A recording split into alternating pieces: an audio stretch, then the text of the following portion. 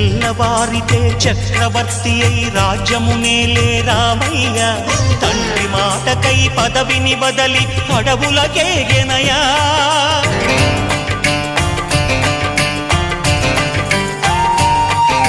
మహిలో జనులను కావగ వచ్చిన మహావిష్ణు అవతారమయ్య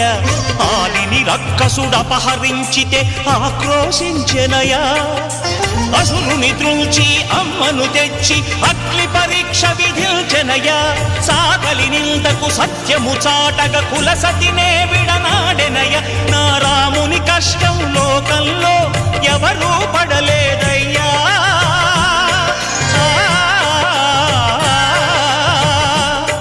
నా రాముని కష్టం లోకంలో ఎవరూ పడలేదయ్యా సత్యం ధర్మం త్యాగంలో